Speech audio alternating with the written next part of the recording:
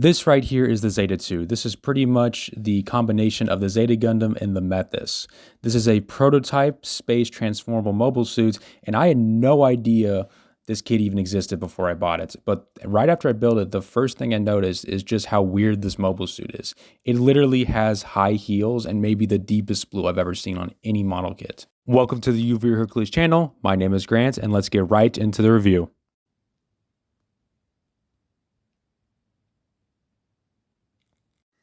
So right here we have the Z2. This is a HGUC mobile suit. I don't know why I thought it was from the Titans before. The Zeta is obviously an HGUC mobile suit. But this kit released in 2014. I found this kit for $30. And it is a transformable mobile suit. However, I'm not the biggest fan of the parts formation, so I will only be talking about the mobile suit itself. The transformation is pretty much the same thing. You build a partial plain body, then you add limbs from the mobile suit and parts from the mobile suit onto that base. So as you can see right here, it's actually a pretty sticker heavy kit. You have a really ugly one up here, a couple on here, skirt pieces, and then some more on the legs. This comes with a lot more stickers. However, I don't think I used all of them because I think that this mobile suit looks really good. The blue is a much darker blue than what's on most model kits, Gundam-wise. Usually it's a little more of I want to say a just paler blue or just a less deep. This blue seems very rich. And this mobile suit is a space mobile suit, which probably explains the extremely weird feet. I mean, this is high heels if I've ever seen it. So this mobile suit looks extremely unique, which is one of the reasons why I purchased it. And now let's get into the articulation. So of course the articulation is going to be a little weird. It's, has all the transformation stuff. The head is on a ball joint, so it can't really move around with that big backpack. However, you can move it side to side. I noticed that the eyes don't really pop out as much, which is okay because I kind of actually like that. The arms are on a ball joint right there, and then there's also a joint in here to get that much. You have a bicep swivel, an elbow bend that goes about that much, and the wrists are on swivels. Most of the time you want to have the arms like this because the guns are so big and there's a lot of backpack armor that you can't really get most stuff over the shoulder, so it'll have to go in between the spot right here. There is a waist rotation. However, the hip skirts and everything is blocking it. Most of these skirts are independently adjusted. There's not really a big butt flap skirt, so you're able to get some pretty nice back leg movement, as well as some pretty good up leg movement if you just move this hip skirt up and get it in between the front skirt armor and the side skirt armor. And then you can move the knee. It's a little hard too because there's just so much stuff happening, but probably about that much. And then the feet are just so weird that they're kind of almost unwieldy.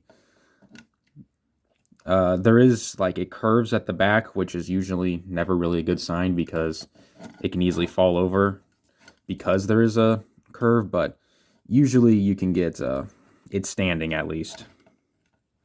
So this mobile suit definitely has a lot of weird ergonomics. However, it is meant to just fly around, so it's probably meant to be on a action base. And that is the articulation for the Z2. This is everything that the Z2 comes with. It does have 2 trigger finger hands, along with the 2 just standard kind of, holding hands. I do notice that the parts where the thumb slots in does break sometimes, like mine has broken. However, it does have enough clutch power on the fingers to keep weapons in place, so it's not the biggest deal. Just be careful when you take apart the hands. Next up, we have 2 beam sabers. The beam hilts have nowhere to store, and just like any other beam sabers, for the effect parts, you just have to plug them in and take them out whenever you don't want the beam effect part in. Next up, we not have 1 clay bazooka, but we have 2 clay bazookas. So there is a hilt right here that can move down, so you can hold them, or you can have them in this mode for storage. And for storage, it's on the back of the Z2. There are some slots in there. I don't know if you can see that. Let me move down my lamp. You can kind of see it in there. And then you just want to plug it in with this little tab right there. And then you just kind of plug it in. A little hard to, but they stay in there. And then you have the clay bazookas are stored on the backpack. And of course, if you want them to be held, they do have the pegs in here. You want to make sure that it lines up with the hand. So I accidentally did grab the wrong one. So let's take out the correct one. And then you'll just want to peg it into the back of the hand and then put fingers around and closing it. And it looks just like that. And they can fit on the mobile suit pretty nicely. This mobile suit is going to have a lot of under the shoulder weapon hilts, especially since they can't really wield it with a very, very big back. Our next weapon will be the beam rifle. This is a pretty cool weapon. It has some yellow stickers and of course, a reflective sticker for the lens. And this is just kind of the standard HGUC DJ beam rifle. So it's pretty cool. It has a lot of nice molded in detailing.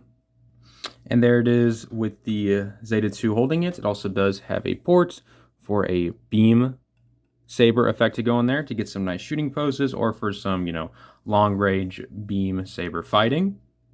So next up we have the Mega Beam Rifle. This is a super cool gun. It is gigantic. It does have a reflective sticker in the lens right there.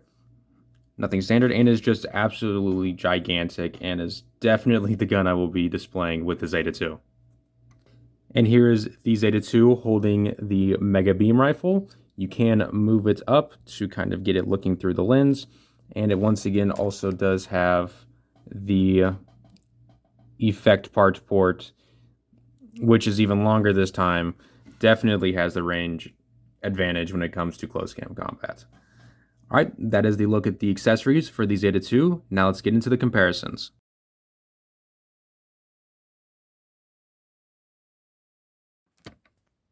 All right, now it's time for some comparisons. I don't actually own the Zeta Gundam from the anime, but I do have the Zeta Plus, and the Z2 is very tiny, is immediately what I noticed.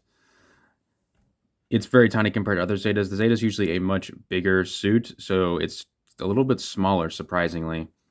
However, the color scheme on this one is much better than the very gray aesthetics of the Zeta Plus.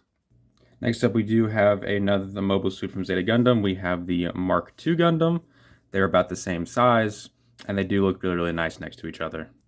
Now we have it next to the Gym 3, and then we have it next to the Origin Gundam. And then for some much more general comparisons, we have it next to a Lego minifigure. There we have Aaron from Ninjago.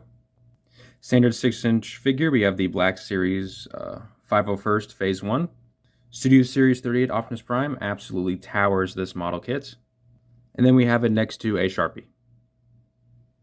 And that was the look at the Z2. Now, what is my verdict on this mobile suit? Well, ultimately, I really don't feel like it has a whole lot to offer.